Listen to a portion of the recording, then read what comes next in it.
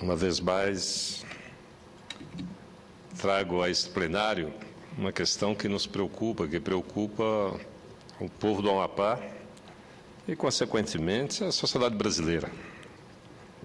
Até porque, quando um Estado vai mal, quando há uma má condução, uma má gestão de um ente público, quem paga são todos os brasileiros que sustentam a pesada carga tributária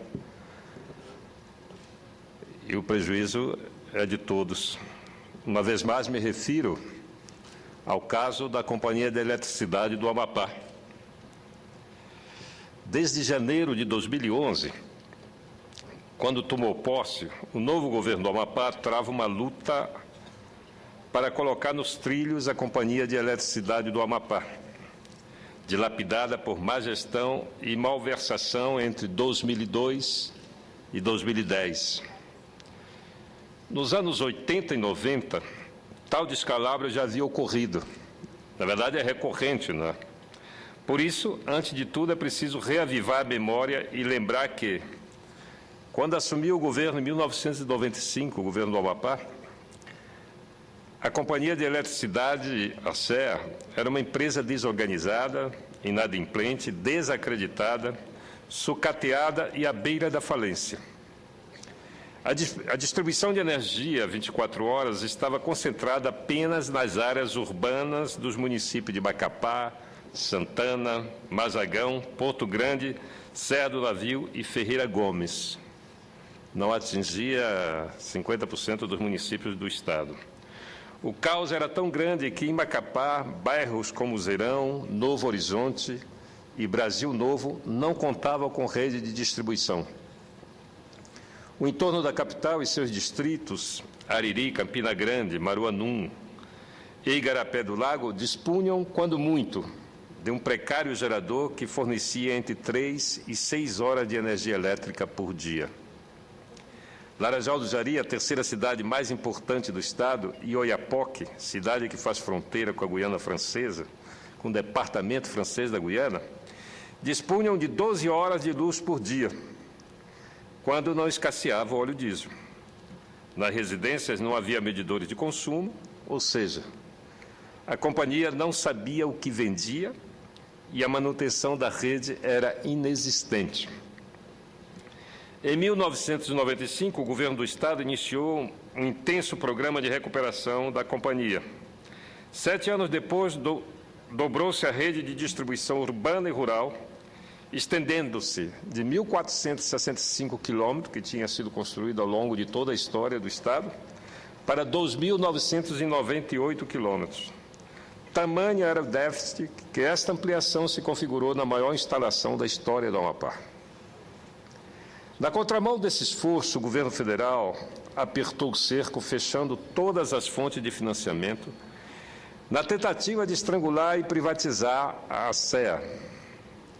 Reagimos retendo alguns créditos devidos à Eletronorte, correspondente a alguns meses dos anos de 1996, 97 e 98. Esse dinheiro foi integralmente aplicado na capitalização da empresa, o que lhe permitiu recuperar seu equilíbrio financeiro. A partir de 1999, a CEA passou a honrar rigorosamente seus compromissos com a Eletronorte. Tentou negociar a dívida remanescente, a companhia tentou negociar a dívida remanescente de 1993 a 2012, cujo valor principal, conforme relatório da Eletronorte do dia 30 de novembro de 2011, do ano passado, sem considerar juros e multas, até porque há dúvida sobre a legalidade das multas entre entes públicos. Aliás, não há dúvida, o Tribunal de Contas da União já definiu que não pode um ente público multar um outro. Sem considerar juros e multas, a dívida atingiu 60 milhões, de 93 a 2003, em valores, não é? Em valor principal corrigido, 60 milhões. Sendo que desse montante, 29 milhões, corresponde a 2002, quando eu já havia deixado o governo. Eu deixei o governo no dia 5 de abril de 2012, para me candidatar ao Senado. Mas, por questão política, não foi possível concluir a negociação da dívida antes do final do meu mandato, porque a Eletronorte, seguindo a orientação do governo federal em favor da privatização da companhia, impôs juros escorchantes e multas abusivas, emperrando a negociação. Apesar de tudo isso, a CEA deu um salto histórico. Segundo a declaração da então ministra de Minas e Energia, Dilma Rousseff, nossa presidenta, em reunião liderada pelo presidente Lula em maio de 2003, no Acre, o Amapá era o estado com maior índice de pessoas atendidas com energia 24 horas na região norte. Apesar do crescimento da rede, com a mudança de gestão de governo em abril de 2012, todo o esforço de recuperação financeira da CEA foi para o ralo. Em 2006, a dívida, cujo principal em 2002 era de 60 milhões, aumentou para 170 milhões.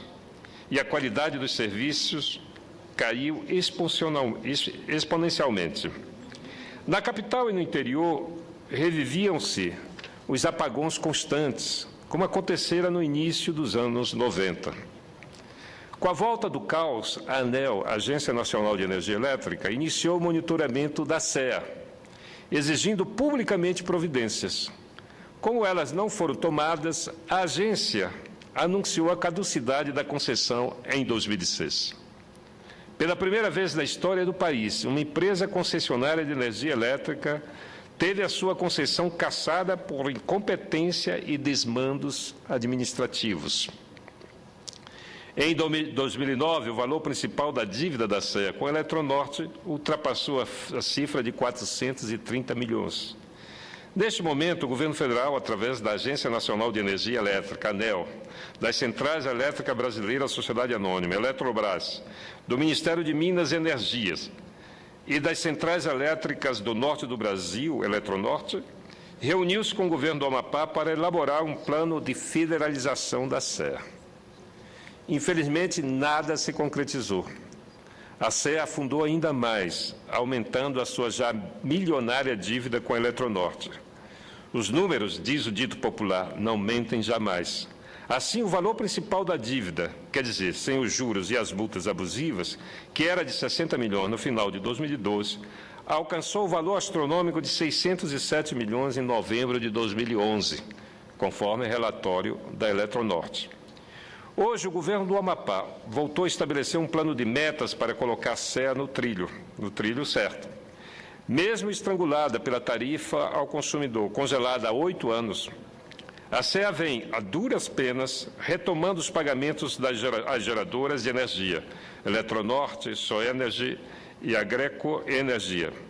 E fez um programa de enxugamento dos custos fixos, cujo resultado é uma economia de quase 3 milhões mensais, além de um forte crescimento na receita, que de 164 milhões em 2010 saltou para 196 milhões em 2011. Apesar desse esforço claro do governo do Estado em sanar os enormes problemas acumulados pela companhia, o Ministério de Minas e Energia recuou da proposta de federalização e assinou com a caducidade da empresa um empréstimo de 1 bilhão e 600 milhões para pagar a dívida, que no limite seria paga pelo contribuinte brasileiro. Uma atitude no mínimo estranha, pois o Ministério de Minas e Energias federalizou outras empresas estaduais de distribuição de energia elétrica, como a Manaus Energia, a Boa Vista Energia, Roraima, a Ceron, de Rondônia, a Eletroacre, do Acre, da terra do nosso presidente, a CEAL de Alagoas e a CEPISA do Piauí. Vale lembrar que o argumento oficial usado para a federalização destas empresas foi o de que a demanda de energia no Norte e no Nordeste tem sido superior à média nacional. Por isso, saneadas e recebendo novos investimentos, elas podem apresentar bom resultado no longo prazo. Lembra ainda que a federalização no setor energético é regida pela Lei 9.619, de 1998, em pleno vigor, a qual autoriza a Eletrobras a adquirir ações destas empresas custeada pela RGR, Reserva Global de Reversão, encargo criado em 1957 para cobrir indenizações a empresas estatais ou privadas em caso de reversão à União de concessões de energia elétrica. Acabo de ver que a CELPA no Pará está em crise e está recorrendo a esse fundo, já privatizada. Tais processos chegaram a consumir cerca de 30 bilhões de reais da referida reserva, que acaba de ser prorrogada por mais 25 anos através da medida provisória número 517, de 30 de dezembro de 2010. Por que, então, não usar o mesmo argumento para federalizar a SER? É justo que ao Amapá seja dado um tratamento diferente daquele dado a outros estados. É preciso manter o pacto federativo e o tratamento isonômico entre os entes. É por isso que o governo do Amapá e a bancada federal não aceitaram as alternativas propostas pelo Ministério de Minas e Energia e insiste na federalização. Entendemos que não seria justo penalizar o governo do Estado e o povo do Amapá pelos desmandos de dirigentes irresponsáveis contraindo um empréstimo com o Banco Nacional de Desenvolvimento Econômico e Social para pagar a dívida com a Eletronorte. O valor do empréstimo é mais da metade do orçamento anual do Amapá, o que comprometeria a capacidade de endividamento e de investimento do Estado. A resistência do governo estadual e da bancada deu certo, e o Ministério de Minas e Energia recuou. Em reunião antes do Carnaval, o Ministério aceitou a reabertura da negociação para a federalização da SER, que se arrasta desde 2009. Ao que parece, finalmente, o Pacto Federativo e o tratamento isonômico vão prevalecer do caso da Companhia de Eletricidade do Amapá.